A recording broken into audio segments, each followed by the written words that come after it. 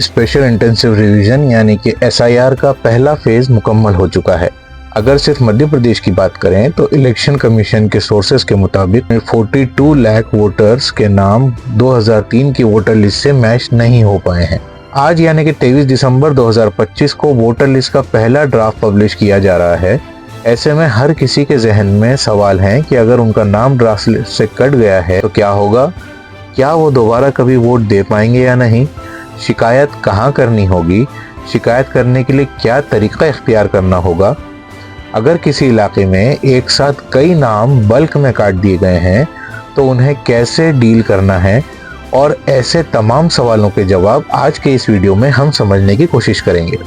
सबसे पहले तो हम ये समझते हैं कि ड्राफ्ट लिस्ट में आप अपना नाम कैसे चेक कर सकते हैं। ड्राफ्ट लिस्ट में आपको दो आसान तरीकों से अपना नाम चेक कर सकते हैं। पहला तरीका है ऑनलाइन। ऑनलाइन अपना नाम चेक करने के लिए हमें इलेक्शन कमीशन की ऑफिशियल वेबसाइट जो कि eci.gov.in पर जाना है। कुछ इस तरह से दिखाएगी।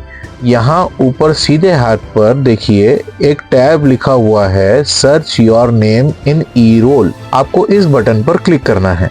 जैसे ही आप इस बटन पर क्लिक करेंगे आपको इस तरह की कोई स्क्रीन सामने आ जाएगी। यहाँ पर 3 ऑप्शन दे रखे हैं। सबसे पहले है सर्च बाय एपिक। यहाँ पर आप अपना लेटेस्ट एपिक नंबर डालकर सर्च कर सकते हैं। सबसे पहले अपनी लैंग्वेज सिलेक्ट कर लीजिए, इसमें अपना एपिक नंबर डाल दीजिए, अपना स्टेट सिलेक्ट कर लीजिए और उसके बाद नीचे जो दिया गया है कैप्चा कोड उसे इसी तरह से भरकर सर्च का ऑप्शन पर क्लिक करेंगे। यहाँ आप आसानी के साथ अपना नाम देख सकते हैं। जैसे यहाँ दिखाया है नो रिजल्ट फाउंड, इसका मतलब कि जिनका एपिक हमने डाला है उनका नाम लिस्ट में नहीं है। इसी तरीके से दूसरा एपिक डालेंगे और उनका नाम होगा तो वो यहाँ पर नीचे शो हो जाएगा। दूसरा तरीका है सर्च बाय डिटेल्स का। इसमें आपको सबसे पहले अपना यहाँ पर जाकर अपना स्टेट सिलेक्ट करना है।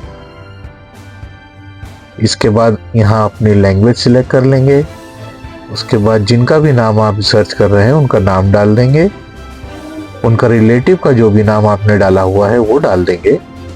इसके बाद डेट ऑफ बर्थ और उसके बाद इसी तरीके से यहाँ पर डिस्ट्रिक्ट डालकर विधानसभा क्रमांक डाल देंगे। उसके बाद सेम वैसा ही कैप्चा कोड डालकर इसको सर्च किया जा सकता है। इसी तरीके से तीसरा ऑप्शन जो हमारे पास आएगा वो है मोबाइल नंबर के द्वारा खोजें। यहाँ पर हमें सबसे पहले अपना स्टेट सिलेक्ट करना है, उसके बाद लैंग्वेज सिलेक्ट करनी है, इसके बाद मोबाइल नंबर डालना है और उसके बाद जो कैप्चा दिया हुआ है उस कैप्चा को एंटर कर नीचे सेंड OTP के ऑप्शन पर क्लिक करना है।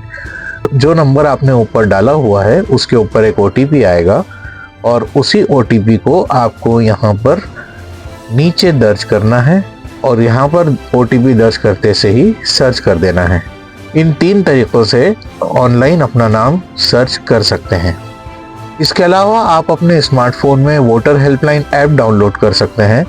ऐप में search in electoral roll option पर जाकर अपना नाम, फादर का नाम या वोटर ID नंबर डालकर स्टेटस चेक कर सकते हैं।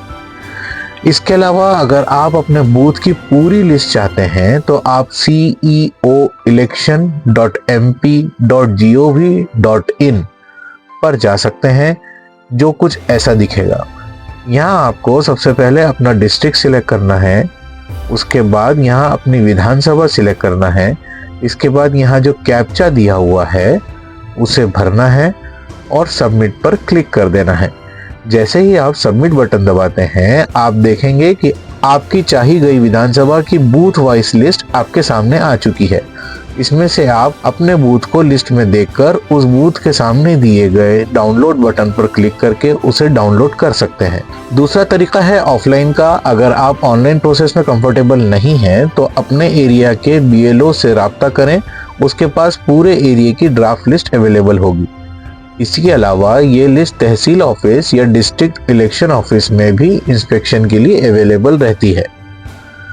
अब हम ये समझते हैं कि अगर किसी का नाम 2003 की लिस्ट में था लेकिन 2025 की ड्राफ्ट लिस्ट में नहीं है तो इस सिनेरियो में घबराने की कोई ज़रूरत नहीं है। ड्राफ्ट लिस्ट फाइनल नहीं है। अगर आपका नाम पुरानी लिस्ट में था लेकिन अब नहीं है तो इसका मतलब यह है कि वेरिफिकेशन के दौरान किसी वजह से, जैसे कि आपका एड्रेस पर मौजूद ना होना, डुप्लीकेशन होना या टेक्निकल एरर की वजह से आपका नाम हटा दिया गया है। आप अपना नाम दोबारा ऐड करवाने के लिए क्लेम फाइल कर सकते हैं। इसके लिए आपको फॉर्म 6 भरना होगा। ये फॉर्म 6 आप ऑनलाइन भी भर सकते हैं या अपने BLO को सबमिट भी कर सकते हैं। इसके लिए 14 फरवरी 2026 तक का टाइम दिया गया है।